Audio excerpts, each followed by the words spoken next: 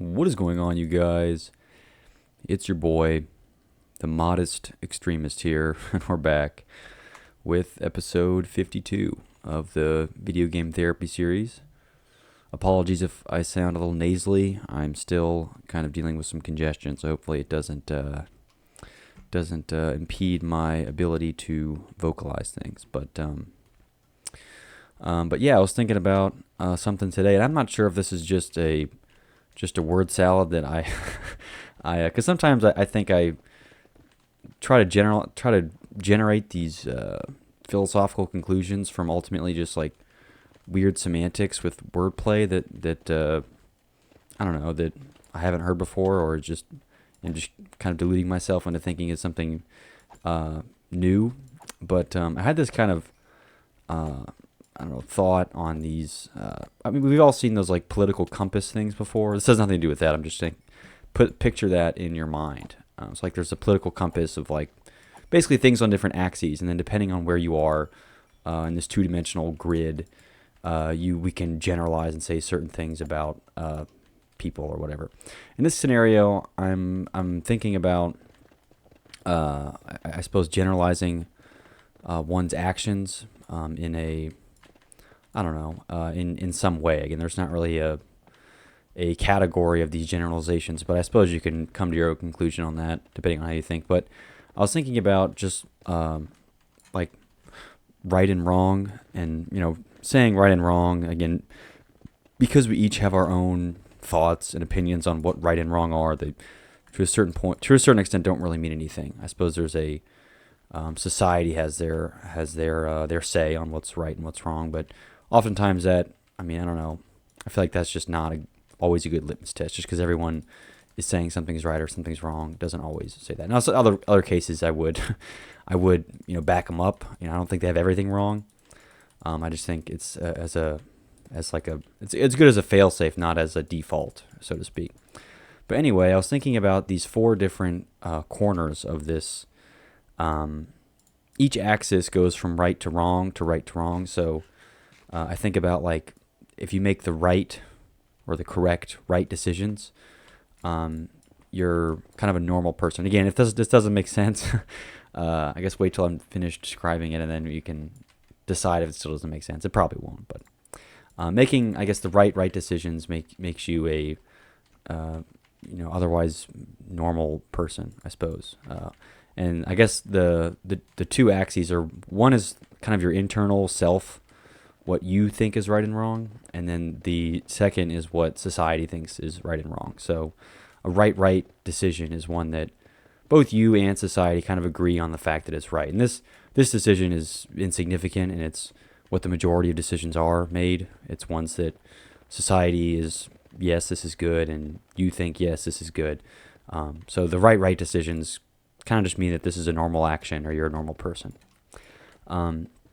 The next are like wrong decisions. So these are decisions that are wrong and society knows is wrong. This kind of just makes you a fuck up, or makes the actions just like not good. So I guess to put if all of your decisions fall into this wrong category, you end up just being kind of a fuck up, and that's kind of the way I phrase it. So I don't know, not to put a homeless guy in the dirt or something like that. But if you make the wrong decisions, meaning that like if your wrong decision was getting addicted to heroin or something, you have a very high probability of being a fuck up. So I guess that's kind of the context I'm thinking of it in. But you could use this axiom or these axes to generalize just one action, and I think it would still be as useful. But anyway, the wrong decisions are ones that, again, you kind of know are wrong, but and society kind of says it's wrong, but you still do it anyway. And I don't know, they're just kind of wrong decisions. Those are the regrettable ones. I suppose this is where it can get kind of difficult. But if you make the wrong right decisions, meaning that these are decisions that perhaps like is, I guess for you might be the right thing, but is the wrong thing for everybody else. I guess this is maybe like a narcissistic or an evil action, one that is the wrong right decisions. And I guess these would be reversed if you were looking at, if depending on which one you put first, right? If you put yours first and then society, then something that was wrong to you but right to society would make could perhaps be categorized as an evil action. And I'll talk more about examples in that, I think, in a minute. And then I think the last one are you making like the correct or the wrong decisions. So this is where you go against the grain and decisions that you know are right but are wrong, maybe in the eyes of some, whether it's the populace or some person, or it's just something that you know is right. And I guess for lack of a word, in your heart of hearts, then it kind of becomes, that's what you are, right? I think you kind of become these a collection of decisions or actions that are the wrong decisions, right? You're kind of, it's where you decide to go against the grain. Because otherwise, if you make all the right decisions all the time, you're really just a normal, I guess, regrettably a forgettable person. But kind of the where you decide to deviate, aka where you make the correct wrong choices, is where you kind of, I guess, show your true colors. And I guess the other one, and the opposite of that, is where you make the wrong right decisions. This is where the ones you kind of sell out, I suppose, for what you know is you know it's wrong, but somebody or society or whatever is telling you that it's right, and you kind of do it. And I think that's why I categorize that as kind of evil behavior. And I guess evil is I'm being very generous with the usage of that word there. Again, because a part of this is very semantical, depending on how you categorize these words and how you think of them yourself. But either way, decisions that you know are wrong, and perhaps society thinks of them as just fine, or that's just how it works. I suppose this is kind of where this comes into play, is it's just how it works. So it's just business, right? It's just business. But if you know that it's like fucking people over and it's just the wrong thing to be doing, saying it's just business and doing it because it's just business is the evil behavior. And I don't think that just because it's the way it is, or it's an excuse, right? I just think it's still evil, and it's fine. I'm not saying I've never made a decision that falls into that category. I just think this framework is helpful in categorizing that behavior, and kind of putting a name on it. But where you become you is where you make kind of the correct or the wrong decisions, where you go against the grain, knowing that you're right, and that you think society's wrong on something, and that's kind of where your true colors show. So I don't know. There's no real do all the make all the wrong decisions, which is not what I'm advocating for, because there's plenty of times where you should just make the right decision, meaning that you should just do what is normal. There's no need to be a dissident here, right? Don't be a contrarian for contrarian's sake. Only be a contrarian when it's when there's some real solid ground to stand on, or something that a hill you would die on, right? And you just can't. I don't think you can live in a way that you die on every hill everywhere, just because that's, I don't know. I guess you could, but I wouldn't, I guess, advise that. But whatever. Either way, I just thought that was an interesting way to think about kind of the metaphysics. And I suppose with this, you have to ignore the the metaphysics of ethics and right and wrong, and you have to just kind of take it as what, take it in quotes, right? What society thinks is quote unquote right, and what you think is quote unquote right. Because there's really, again, I guess if we're going to be real philosophers here, there's no real objective measure to that beyond, there isn't a one, really. So there's, I don't know, I can get somewhat useless in trying to use that as to try and objectify that in any way. So, and I think that's just kind of the nature of the beast. I don't think it's something worth trying to, I think being objectionable to a fault, something that always having to have objective, like facts to do everything. I don't know.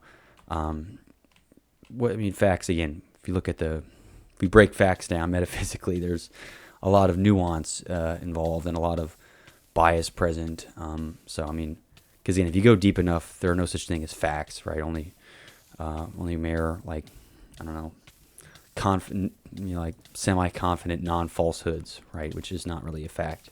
But anyway, I don't like getting into that territory, because it often ends up being just a very circular or a pointless argument. And since we're not really computers, and emotions and biases kind of are rampant in our decision making, our quote unquote rational decision making, it ends up becoming just a useless, like, word vomit exercise on right and wrong and ethics and stuff. That's part of the reason I've never liked, I don't know, I never liked like maybe the traditional like ethics and philosophy courses, or I never really liked like the debate organizations and clubs and things, because I just found that I don't know, they all kind of stem from the same problem. Unless you decide like beforehand what we kind of consider objectionable facts, or we have to agree on definitions, because that's really where I think a lot of a lot of everything falls apart, is where it's not even that I disagree with somebody's conclusion on something, because a lot of times people,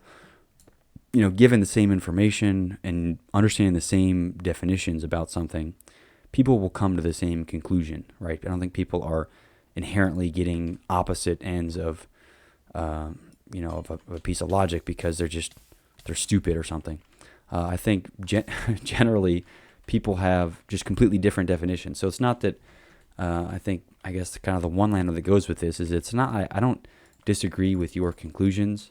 I think we have different starting definitions. And I think if you don't start with the very specifically defined definitions of something, you're always going to reach different conclusions. And you both could be perhaps like perfectly logical in your arguments. You could have, but it's not like, I'm not saying the underlying facts have to be, I think even just the definitions and the like underlying assumptions that you make in order to define those things, or use these as quote unquote facts, that's where discrepancies all come up. So it's not even that like you're dumb or you're using like bad logic. I just think the underlying assumption is wrong. So more often than not, I don't ever really disagree with somebody's conclusion on something. I only would ever disagree with their their underlying like assumptions, right? And I think that is where just all of debate is just kind of a mess, because people, again, have different underlying assumptions. They have different definitions for things, right? You pick any kind of hot topic, social button, and you ask people to strictly define whatever, like what this thing is, and you'll get kind of a wildly different spread on something. And then ultimately, it's no wonder that people disagree so vehemently. You can't believe that somebody would think the opposite thing. Well, it turns out your definition is wrong. Like, right, if your definition of an apple is a Granny Smith apple, and that's just, I guess, again, defining it by its color, and the other person's definition of an apple is like a fruit of any kind that isn't green or something like that, then of course you could come to ridiculously opposite conclusions. And that's kind of a stupid example. It doesn't really paint a picture of anything relevant, but I suppose I think people don't have the same definitions of something in their own head, and then it's no wonder they don't disagree. They don't agree, because you're looking at it from completely different opposite ends. And unless you decide to, I don't know, be mathematical in the sense that, mathematics I respect, and even I guess physics as an extension, because they tend to very clearly, identify what their definitions and things are. My issue with, I guess, the softer sciences is a lot of them they use different definitions for things.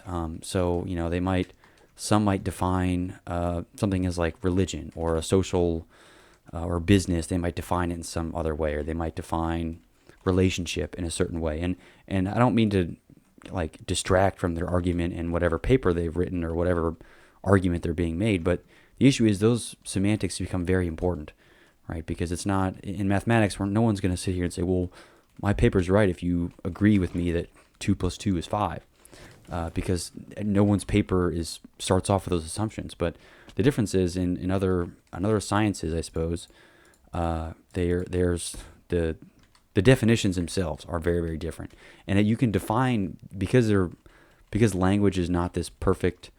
I suppose if mathematics as a language is a more perfect, a more foolproof language when it comes to this. But because our like English language and our just any kind of other language, really, I suppose any spoken language, there's a lot of room for ambiguity. I think even creating your own definitions allows you to reach conclusions that you otherwise wouldn't have, right?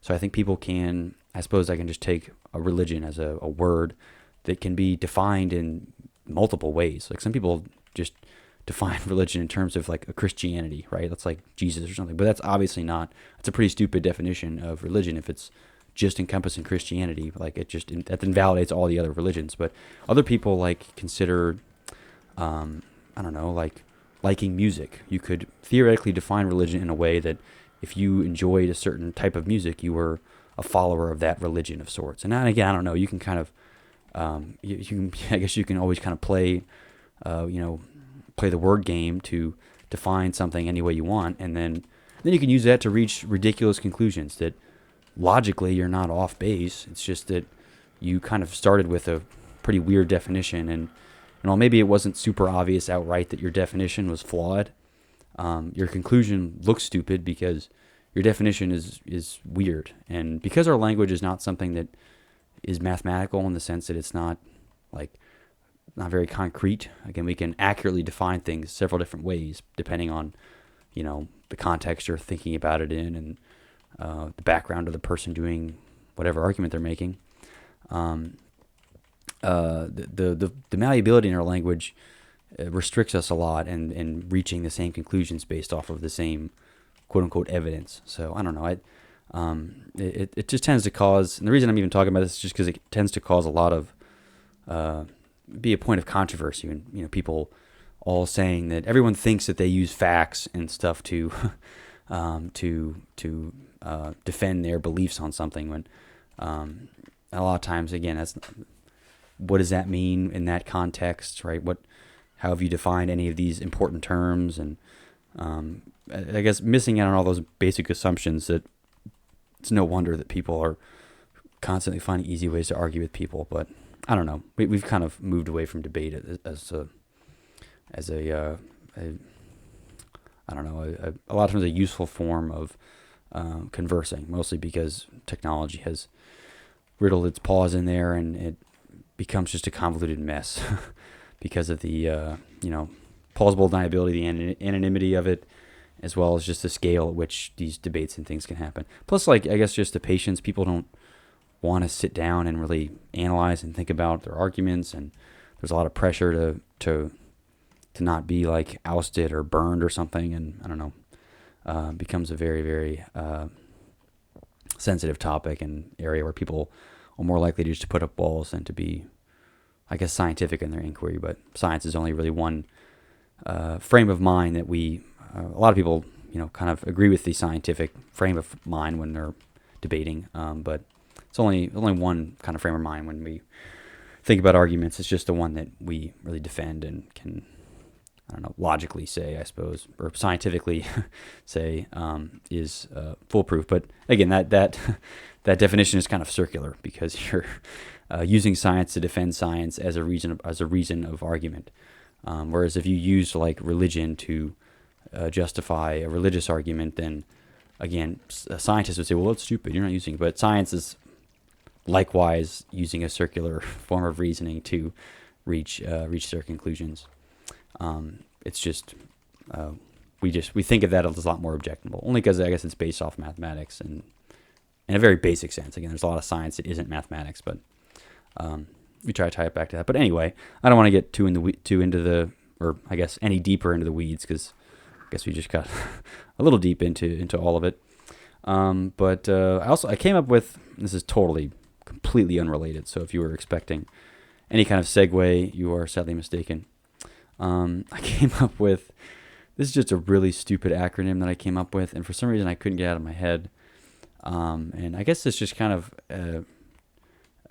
get out of here, is, I don't know, kind of articulates what I think my descent into madness, because that's kind of how I just define these videos and things, as a documented descent into madness. I always said if I get ill with something, I would like to at least, again, for the purposes of science here, to document my descent into the abyss. But I come up with a funny acronym that I think describes one's plight into into their own world, right? Because I think a lot of what I've done and tried to do is just kind of journey away from the mean and try to reach my own conclusions, even if it is done in a arduous and inefficient way. I don't really care. But the point of this is to think for myself and not just be a machine that can regurgitate, Reddit quotes or something stupid like that.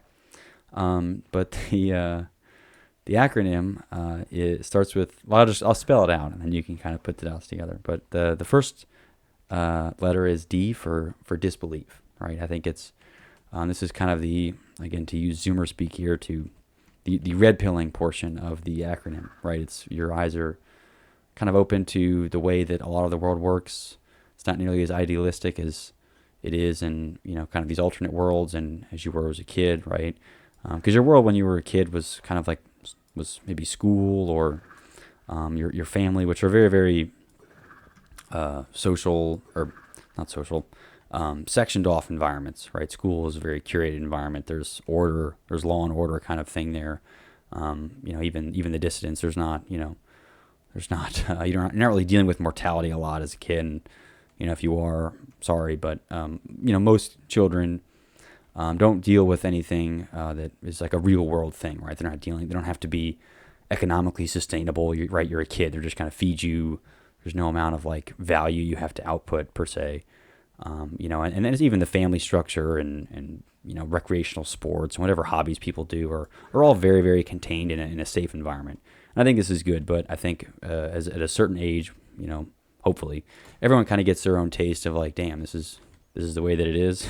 Whether it is that's a realization about business or just about people, right? We all want to, from these Disney movies, and want to think everyone's naturally so good, and I think I've said this before, it's BS. I don't think people are just naturally good. I think my belief is that there's naturally there's a huge capacity for good, but there's an equal capacity for evil. So I think naturally there's the two directions we could go. I think we kind of start off not I don't believe in like this blank slate psychology. I think some people, based off of their genetics and just their configuration out of the womb, they are more destined, to inherit some not good or good characteristics based off that. But I think in a lot of ways what I'm getting at is it's a malleable process, right? Just like people can become good as if they were once evil, people who are good can become evil. And again, whatever that means to you or is kind of up to you. But in a very basic sense, to each person, that people live on this axis. It's not an absolute thing. So I suppose, the first acronym or the first letter in the acronym is this disbelief portion, where you're kind of red pilled on the workings of technology or of society. Oh, it's not fair. It's like everyone kind of gets that at some point, right?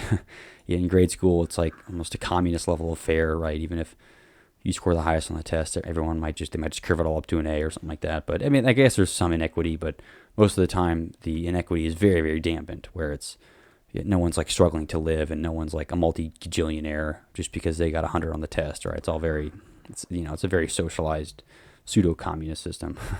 Again, to use like socio-political terms, but it's very much a bastardization of what the actual school system is. Anyway, the next letter in the acronym is the acceptance portion, and this is where people again maybe kind of fight their initial like, this is bullshit. What the hell? This isn't fair. I can't believe this is the way it is. They kind of accept it and they say, all right, well, this is just business, right? This is just the way it is. I guess I just have to play along, right? Some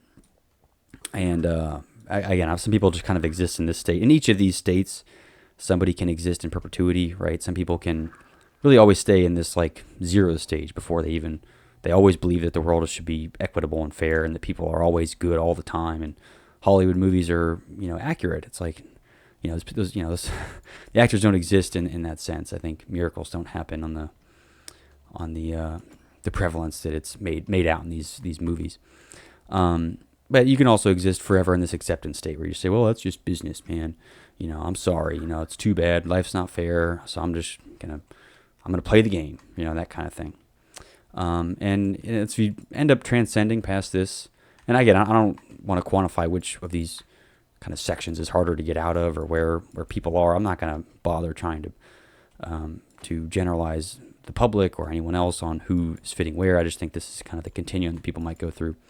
The next kind of stage is for a disagreement of a I suppose the real underlying issues with the problems that they find, amongst the mess that is kind of the world, right? I think world is, you during your disbelief phase, you kind of see that things are chaotic, and there's we've tried to instantiate order the best we can through, I guess, society and everything else that comes along with that. But fundamentally, once you get past kind of the acceptance of it, we disagree on what the fundamental, the problems are, so to speak. And again, we can define those generally, but there's a big point in here of debate, and kind of even debate with oneself. I don't think this is a point where somebody just decides that, socialism is the answer, and they're like, no. I think part of this is it's an internal journey, and this is an internal disagreement even to decide, okay, well, this seems convincing. Well, okay, I don't know really. There's a lot of just turmoil on really boiling down what the real underlying problems are, whether it's problems with human nature or problems with society that we built on top of human nature, or really anything in between. But either way, this is kind of the phase where you wrestle with the metaphysical, the large scale social, and even just like the problems of the human psyche, right? Because there's a lot of problems that never really leave our heads that some people can kind of dwell on forever, myself included. The next stage is I guess kind of a disobedience of sorts. This is where you've defined your the word here is disobedience for D. As a disobedience of sorts, you've kind of selected. You have certain defined criteria on what you think, I guess, the problems are, and what the real problems are, what human problems are, what you've created some frameworks and helpful guides. And again, they aren't perfect. These things don't exist in some kind of mathematical vacuum. But for better or worse, you've kind of defined things that you characteristics or axioms that you stand by and use to make informed decisions about what to do on certain things. And I think it's very easy to make your decisions and then come to a point where you are going to be disobedient with current systems that you find you are in direct opposition to. And these systems I'm using very generally here. Systems could be social systems or any even internal systems, or kind of systems about way we frame psychology, or really any field. This can kind of apply to any level, but you kind of begin to show some colors and have some opinions on things, and I guess kind of begin the disobedience. So I suppose if you're taking this in a very social sense, this is where kind of civil disobedience might come in, or you're kind of exiting the social sphere, which might be a direction for some others when they decide that it's just too broken to be fixed, or even if it's not broken, it's imperfect to a level that they would rather kind of live in their own world, so to speak, and not in a way that they're going to do drugs all the time, but they're just going to live in their own world in the sense that they're going to kind of live and rule by their own rules, which is, again, totally fine. They're just kind of exiting the sphere. Some of the people try to kind of battle it for a long time, and that's the third stage of disagreement. But either way, the disobedience portion is kind of where you begin to really act on some of your underlying axioms that you're using to guide your decision making, and really just even understand the world around you. So the lenses you put on, the glasses you own, so to speak, that you view things in. And again, the last stage here is you're arced out, right? Your character's arced out, and the word I just have here is yeet, because this is where I guess it drives some people just to the extremist level, where they're decide to unalive themselves, or they go live in the woods and mail bombs to people, or they whatever it is that is kind of your arced out character. They kind of reach this stage of yeet, and yeet is just the word I'm using here, not even just to signify any one item or action in particular. It's just more or less you're arced out, right? It's no longer you're no longer kind of just showing one color or several of your glasses. You're putting on the full suit, and whatever that is, you've kind of arced out. And this is you've sold into what belief system you have that you've developed throughout these 5 stages. So if you didn't put it together, the acronym is DADDY, DADDY. Again, I'm not some kind of psychologist, and I'm obviously not writing a book or anything on this, so I don't really care that it's kind of a funny, stupid acronym, but I just thought it was a funny framework to kind of to document the plights of maybe one human's journey, or at least one human's journey through their own, I don't know, their own psyche. But anyway, that's just a funny kind of thought process or thought experiment that I went through for myself and thought was at least interesting enough to share, even just with my my future self. But yeah, that's my that is my my choice acronym. So on to the next thing. Let's see. Yeah, this is another kind of interesting. I'm not even sure what to even call this. So much of our experience in, again, you can define experience really any way you want. I still think this applies. So much of our experience doing anything or really anything, period, right? Whether it's even doing something, so to speak, or not doing something, all the experiences here are shaped. What I would argue is primarily by expectation, right? Expectation shapes so much. I don't really believe somebody if they say that they went in without expectation, right? Everybody kind of naturally, whether it's a human thing or just like a animal thing, we always kind of, I don't know, have this little vision in our heads, or we do some kind of pre-planning process where we kind of create an expectation or a vision of anything that's going to happen, right? So even just like having a vision for what you're going to do for the day, or a vision what you're going to eat, or what the meal is going to be like, right? You have an expectation of that. And our experiences often are so shaped by the either subversion or exclamation of our expectation that I'd argue it's potentially the most important factor when it comes to an experience of some kind. Not to say that it's a controllable thing, or I'm not saying that you can, by trying to gamify your expectations for things, you can thus control your experience. But I just think it's an interesting idea that so much of what we say, oh, I want to experience this, I want to experience the world, so much of it is shaped by your expectation of what that's going to do. And I think people see this a lot when they brainwash themselves into some kind of cult, or, I mean, even if it's not a cult, even just like brainwashing themselves into some way of thinking, right? It's so shaped by their expectation that, if you go on some kind of nature retreat and you have the expectation that you're going to come out this changed person, I think that does much more to shape you, either in the fact that you fall for it and you come back a better person, or you're just like, there was certain things that I guess didn't match up with your delusion, that you come out and you're like, this is bullshit, this was not how I expected it, and all this stuff. And that also shapes maybe even a more negative, when in reality the experience could have been, to many, what would have been a definition of neutral. But because of the expectation that you went in with and that you kind of defined for yourself ahead of time, whether it was the explanation you explained to someone, or even as you thought in your head for even a brief instant before whatever happened, that has so much to do with shaping our experiences on things. And since our experiences really shape our opinions, a lot of our opinions are shaped by our expectations of things. And I think this is really true in all spheres, right? If people have an expectation, let's say they expect people to do the most selfish thing, which isn't even that dumb of an expectation. I think if you always assume, any other person will always act in the most selfish way, honestly, that's not even really that bad of a framework for I guess for predicting action. But either way, that expectation will subsequently influence, to what I would argue, a large extent of your experience, and your experiences then will influence your emotions. So I suppose, if using the old transitive property there with some hoops and some drop off in terms of mapping, they don't map 100%.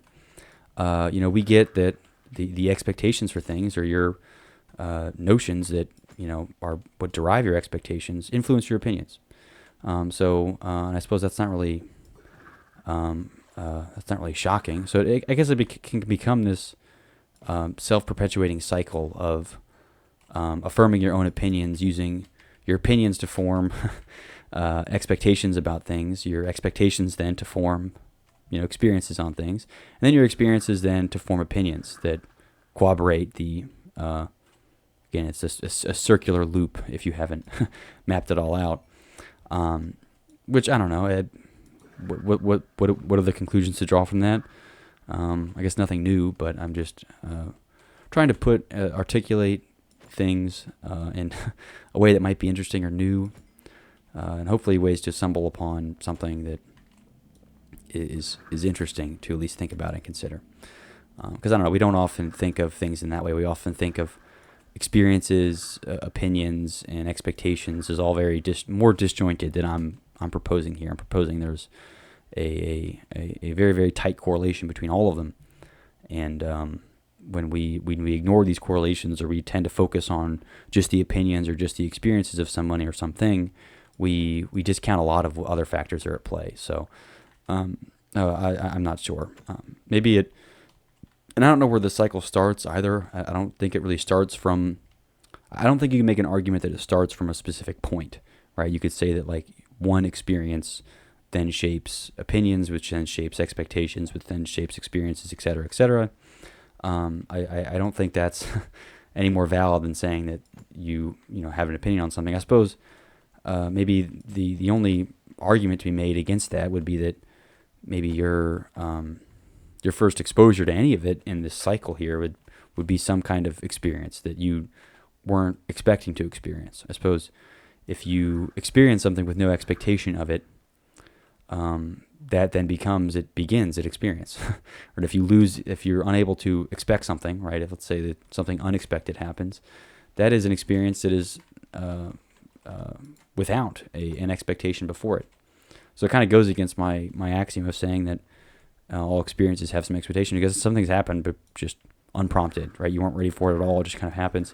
Maybe these kind of unexpected occurrences are the ones that shape us the most, right? Because I think those are perhaps ones that give us opinions that we then form expectations on. So I'm not sure. It may be an interesting loop of logic there.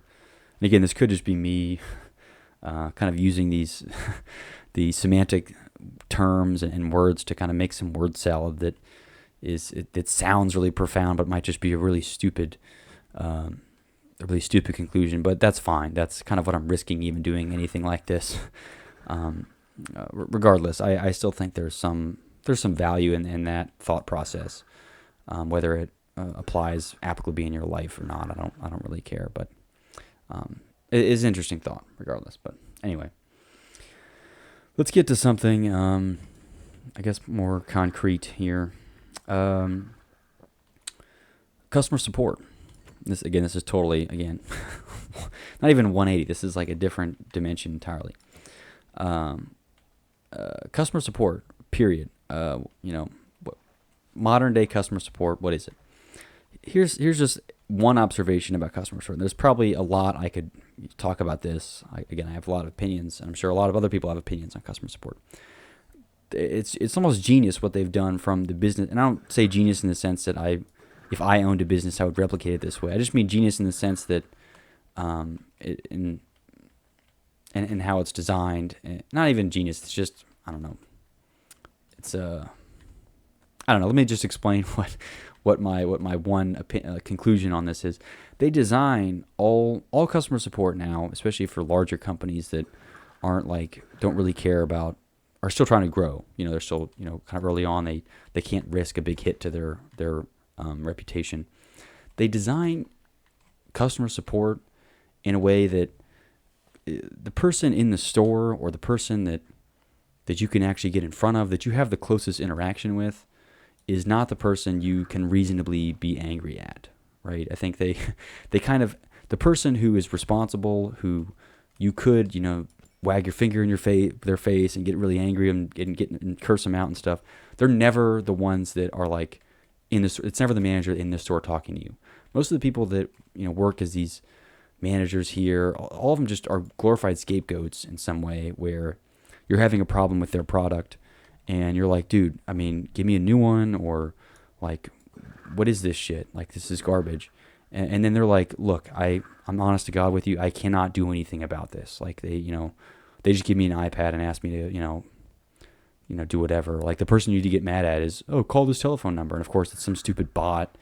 And then, some customer support agent that doesn't even live in your country that is talking to you and kind of half-heartedly helping. Either way, it's like they abstract the responsibility of your problem so far away from where your anger can be directed. So it ends up just creating like a big buildup of anger with like no release. Because I don't know, I'm sure there's a lot of psychology behind like getting angry, like an anger and release cycles on stuff. I don't know. I suppose if everyone knows that having much of pent-up aggression for whatever reason in whatever context is not a good thing.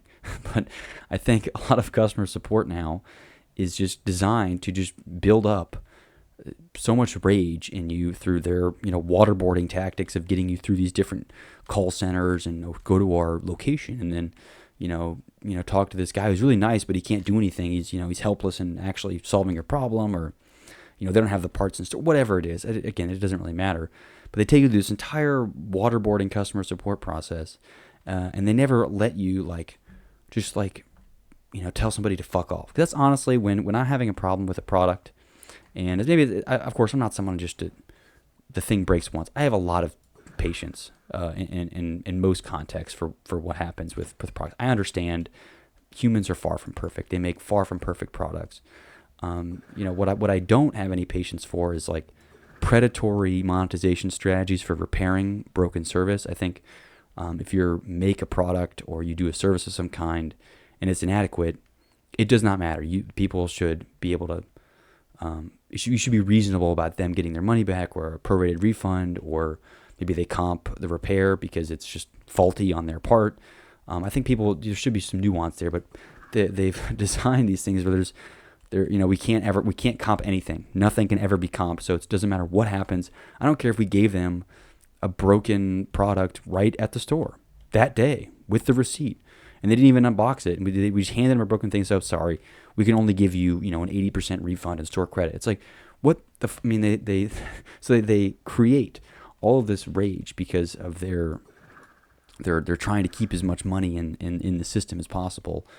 And they don't ever let you just tell somebody to fuck off. And I think when I guess certain people that like me, if I lose my patience on something, I lose my patience. There's not like, I'm not a person who is very, I think I have like an exponential curve to anger. It takes a lot to really, really get me pissed off. But once you have me pissed off, it's getting released, right, in some way. And I really just need to tell somebody to eat shit, and that their company and their product is stupid, and they fuck all their customers over. I really just need to kind of vent on that level. But modern customer support, and I think this applies to pretty much any company that has a bunch of revenue. They're all designed to just infuriate the customer, giving them no point of venting. And I think that's why you even see like these Karens, again, to use the derogatory term, are running around like getting pissed off stuff. Because I mean, honestly, in every one of these Karen videos, the Karen is never like in the right? I think they just whether it's a problem with a store or a person or a product, there's no place to vent, right? Where I think if let's say you lived in the olden days, again, when things were made on site in like one spot, let's say you bought a shoe, right? And the shoe just like ripped a hole in it like the day after you bought it, right? And we'll suppose the lifetime of shoes should be like a couple months or something like that. So you go to the shoe store, and the person who made the shoe is probably in there, right? It's not like, the person is millions of miles away and they don't care and it's on some assembly line. And you can be like, look, man, this shoe doesn't work. And since the person made the shoe and spent some time on it and it's like, oh, yeah, damn, you're right, it doesn't work. It's not like they can say, well, I didn't make the shoe. I don't know what's your problem. Well, you could have just broken the shoe. It's like, no, there's no amount of the production process was not so far abstracted that they have no real responsibility. Like somebody gets mad that, their Starbucks coffee or something has like, I don't know, their cup is broken or something like that. And they're like all pissed off. It's like, look, man, I didn't make the cups. We just got them in shipment, and like, sorry, there's a hole in it.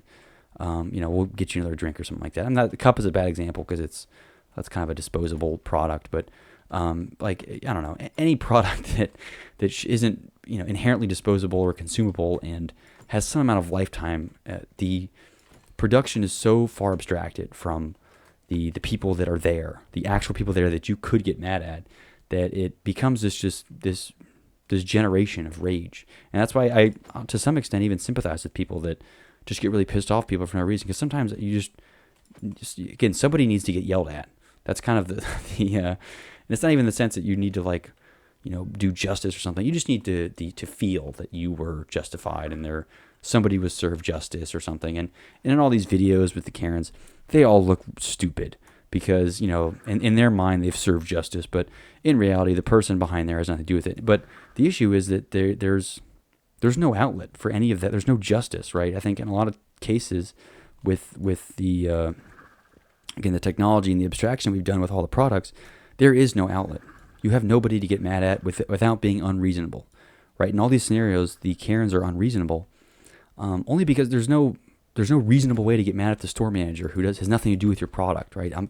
It's store policy. I can't even give you a refund if I wanted to, unless I gave you cash out of my wallet. I can't give you a refund, and like I'm on a salary here. I don't have a bunch of extra money to be giving out refunds out of my pocket, so they really have no choice. So it's not like me, someone who is going to try and be, reasonable about who I, unleash my rage on. I can't get mad at the guy doing it. That's not, he has nothing to do with it. He didn't break my, he didn't sell me a crappy thing. He has nothing to do with it. He is pretty restricted in what he's able to do, period, because of, corporate policy. But the person who I can get mad at or does no face, no name, or is over the telephone. And honestly, anyone getting mad and screaming over the telephone is one of the most pointless things you can do. And I guess at a certain point, you just need to, again, kind of have an outlet for your rage of some kind. I think this might just be a different subject entirely of like, I guess, anger as an emotion. I think we've sequestered anger to an extent that it's coming out in different forms now. I think, and again, in some ways, I think, and again, this might be opinion that I flip-flop on, but I think violence in some form, whether it's like verbal or physical, has been a component of human nature for years. It's a component of animals. Animals are violent, and like I've said before, we are more sophisticated animals, and we still have a tendency for violence. I don't think that hasn't escaped us, right? We haven't evolved past a need for violence, right? We're bombing people today, right? It's like, well, why are we doing that? It's because we're fucking animals and we're stupid, and violence is just something that comes naturally to us. And I think we've done enough to get violence abstracted and kind of pulled out of us and conditioned away from us that it just kind of comes through in these other emotions, right?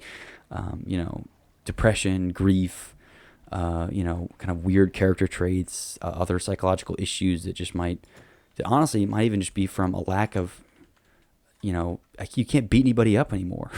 You can't just sock somebody in the face and go along with your day, right? If you punch anybody, there's an assault charge, there's a, legal repercussion. And I'm not advocating that we walk around and beat the shit out of people. I think there's a lot of value, but maybe there should be some structured way to like have a cage match with somebody, you could be certain rules about, you can't, the size dimensions have to be, reasonable, and there has to be, good reason for why you're challenging this person. But I think, kind of saying that violence under any circumstance is always like maybe it is always bad, but it's a very, very natural thing. It's like you're asking people not to procreate. It's like you can't ever have sex for any reason, no matter what. It's like, well, we've gotten this far. Not to say that we've gotten this far because of violence, but in some ways we have, because we were violent towards the woolly mammoths we ate to survive, and violent towards every species we've been the most violent force on the entire planet. We've more species are extinct due to our influence than ever. The magnitudes are insane, and it's not us like, being very nice. No, we didn't tranquilize any of those species. We murdered all of them, and murdered is kind of the stupid word to use, because in this sense we're animals, and we were just animals with big brains who hadn't really figured out the whole language thing yet. But to all of a sudden kind of paint this as this, violence is where did this violence come from? It's like, are you stupid? Have you looked around? Like even monkeys who are I get people, again, if you believe in evolution, which I don't think there's like a belief, I think is kind of a stupid word to use there. But if you believe in evolution, that monkeys beat the shit out of each other. right? They still do the whole like we're gonna fight for the wife kind of thing. We don't obviously don't do that now, but I think we've kind of bottled up, violence or physical, even just physical altercation, to where now, I mean, you just gotta go to the gym really and just violently, I guess, lift weights. That's your only way of getting out violence. So I suppose you can be violent towards, the dumbbells and stuff in the gym or something like that. But I don't know. I think we've kind of, bottled so much of that up, and because it's such a component of our evolutionary psychology and our evolutionary, and we're unable to socialize that out of us to 100%. We get a lot of it that is bottled up and comes out some other way. Sometimes it just gets bottled up and comes out as some serial killer that, can't control himself or something.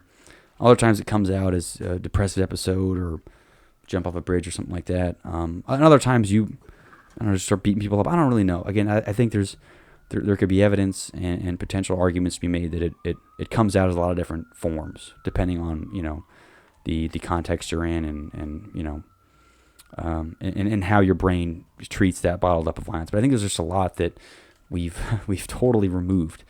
And I guess this comes a long way from the customer support argument, but the shitty customer support doesn't really help the whole violence thing. So now you just kind of get this more rage and this kind of monkey brain battle thoughts just kind of get sequestered more and more and more, and then we're curious why we have all these debilitating psychological problems. I don't think it's that much of a mystery to see what we've done in creating these social structures and as to why we're dealing with the psychological problems that we have. So we've figured a lot out, physically in terms of getting us food and shelter and kind of the basic necessity, but we haven't figured jack shit about the whole psychology. I mean, people are more confused and lost now than they ever were, right? I think even back in the days when there was, I guess, the Catholic Church or anything, people were not like confused about the state of themselves in the world, and everyone kind of knew their place and were at peace with themselves and with, I guess, whatever God or whatever religion they believed in. But now people are just lost in every sense of the word. So I think our problems have kind of morphed into a new problem, and yeah, I'd rather probably deal with, the battling your internal psyche versus, battling a wolf for a cut of meat or something. But I don't know, some people might they'd rather, wrestle for their food and be a survivalist than to have to battle the nuances of how we've messed with our internal psyche. So I don't know, a lot more to dissect there. Hopefully some of this was interesting or applicable, but anyway, thanks for watching, and peace out. I'll see you next time.